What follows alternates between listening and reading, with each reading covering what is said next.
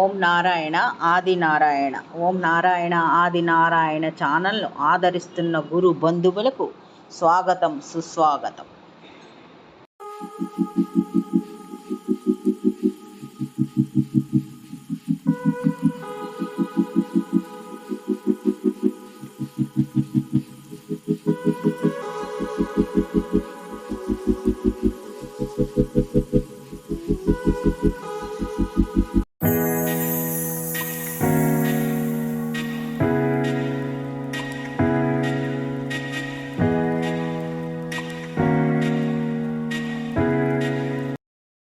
ఓం నారాయణ ఆది నారాయణ. ఓం శ్రీ భగవాన్ వెంకయ్య స్వామి నమః.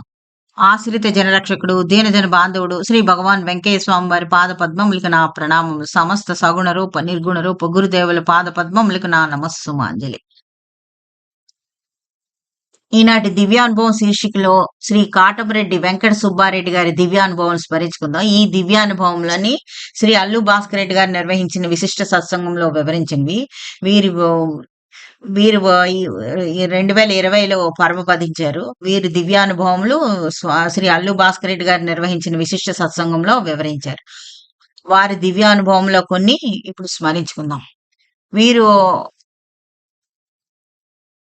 తండ్రి గారి పేరు కాటమరెడ్డి వెంకట సుబ్బారెడ్డి, కల్లూరుపల్లి గ్రామం. వీరి తల్లి గారు మరణించిన తర్వాత వీరి తండ్రి శ్రీ భగవాన్ వెంకయ్య స్వామి వారి దగ్గరే ఉండేవారు.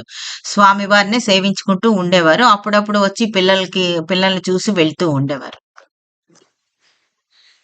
వీరికి సంతానం లేదని స్వామివారు చెప్పారు. కానీ ఆ తర్వాత వీరు తమ్ముడు మరదలు చనిపోయిన తర్వాత వారే వీరి బిడ్డలుగా పుడతారని చెప్పారు. వీరికి అదే విధంగా వీరి తమ్ముడు మరదలు కూతురు కొడుకుగా పుట్టారు. వీరి తండ్రి కూడా వీరికి స్వామివారి దగ్గర ఉంటున్నారు కదా, మొత్తం ఆస్తి అంతా వీరికి రాసి ఇచ్చేశారనమాట. వీరికి ఆస్తి అంతా రాసి ఇచ్చేసారు కదా. వీరు ఒకసారి శ్రీ భగవాన్ వెంకయ్య స్వామి వారి దగ్గరికి పొలము, అంటే వీరి తండ్రి అక్కడే ఉంటున్నారు కదా, వీరి పొలం అమ్మాలని స్వామివారి దగ్గరికి వెళ్ళారు. విషయం చెప్పగానే శ్రీ భగవాన్ వెంకయ్య స్వామి వారు వీరిని అన్నారు, ఎందుకు నువ్వు అమ్ముతున్నావయ్యా, అది ఎందుకు శనిపట్టి ఎందుకు అమ్ముతున్నావు, అది రాబో రోజుల్లో లక్షల కోట్లు విలువ చేస్తుంది, నువ్వు ఏం శనిపెట్టి అమ్ముతున్నాడు, అయినా నువ్వు ఎవరు చెప్పినా వినవు, ఈ కర్మ ప్రభావం అలా ఉంది అని చెప్పారు. వీరు మాగాని అని చెప్పి మెట్ట పొలం అంతా అమ్మేశారు.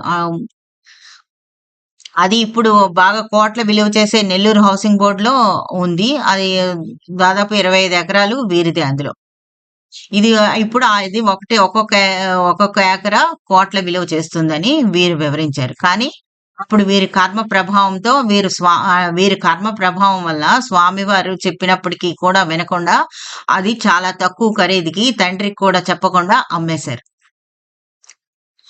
అప్పటికే వీరి తండ్రి గారు ఆస్తి అంతా వీరి పేరుని రాసి ఇచ్చారు కదా, దాంతో ఆస్తి అది తక్కువ ఖరీదుకి అమ్మేశారు. అది ఇప్పుడు కాస్త ఒక్కొక్కటి కోట్ల విలువ చేస్తుంది.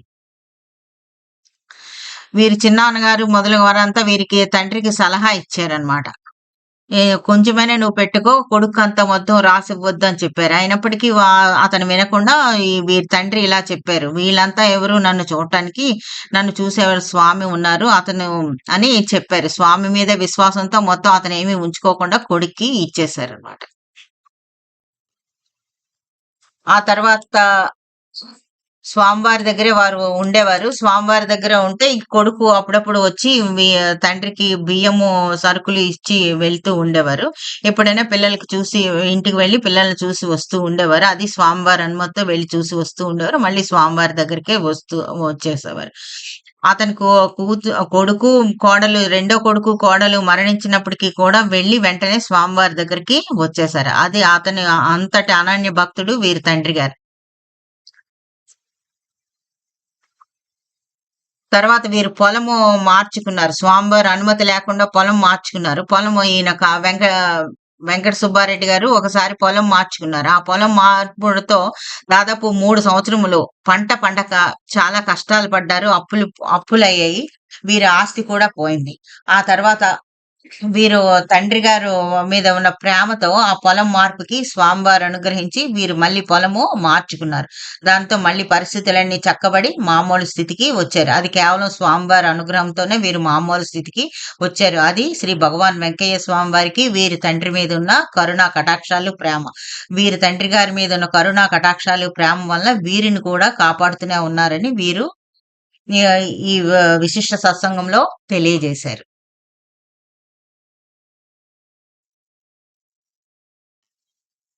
ఈ భక్తుని పేరు ముత్తు మధు గారు. వీరు శ్రీ అల్లు భాస్కర్ రెడ్డి గారు నిర్వహించిన విశిష్ట సత్సంగంలో వివరించిన లీల ఇది. వీరు శ్రీ భగవాన్ వెంకయ్య స్వామి వారికి 2 సార్లు క్షవరం చేశారు, కటింగ్ చేశారు, హెయిర్ కటింగ్. వీరికి శ్రీవారి పాదరేణు శ్రీ భగవాన్ వెంకయ్య స్వామి వారి పాదరేణుగా అభివర్ణించుకున్న శ్రీ మాకాని వెంకట్రావు గారు వీరిని పిలిచి స్వామివారికి కటింగ్ చేయమని చెప్పారు. మొట్టమొదటిసారిగా అంటే వీరు 2 సార్లు స్వామివారికి కటింగ్ చేశారు, హెయిర్ కటింగ్. మొట్టమొదటిసారి ఫస్ట్ టైం కటింగ్‌కి వెళ్ళినప్పుడు శ్రీ భగవాన్ వెంకయ్య స్వామి వారిని చూస్తే వారి శరీరం అంతా నెయ్యి ఉంది. అంటే నెయ్యి అంతా శరీరం నుంచి నెయ్యి అలా కారుతూ ఉందన్నమాట. వీరు వీరిలా చెప్తున్నారు. నేను ఎంతోమందికి కటింగ్ చేశాను. ఇలా కానీ నెయ్యి కారడం ఇంతవరకు నేను ఎవరికీ చూడలేదు అని వీరు వివరించారనమాట. వీరు వెళ్ళేటప్పటికి శ్రీ భగవాన్ వెంకయ్య స్వామి వారి శరీరం నుంచి నెయ్యి అలా కారుతూ ఉంది. వీరు శరీరం అంతా ఒక టవల్‌తో స్వామివారి భగవాన్ వెంకయ్య స్వామి వారి శరీరాన్ని టవల్‌తో తుడిచారు. టవల్ అంతా పూర్తిగా నెయ్యితో తడిచిపోయింది. కటింగ్ చేసిన తర్వాత వీరు డబ్బులు తీసుకోలేదు శ్రీ భగవాన్ వెంకయ్య స్వామి వారి దగ్గర. కానీ స్వామివారు ఒప్పుకోరు కదా! వీరికి తాంబూలంలో పెట్టి డబ్బులు ఇచ్చారు.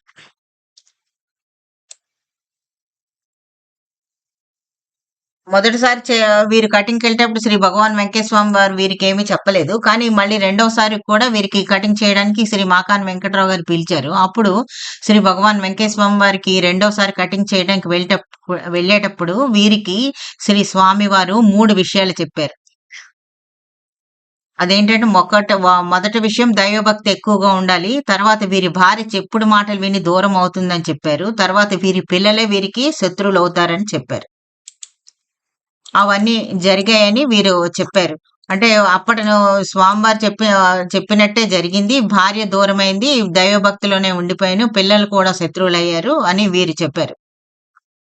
అప్పటి నుంచి దైవభక్తులను ఉండిపోయాను. నేను ఎవరేమన్నా పనికిరాని వాడని తిట్టినా కూడా నేను పనికిమాలిన వాడినని ఊరికే ఉంటాను సహనంతో అని వీరు విశిష్ట సత్సంగంలో వివరించారు. ఓం నారాయణ. ఆది నారాయణ.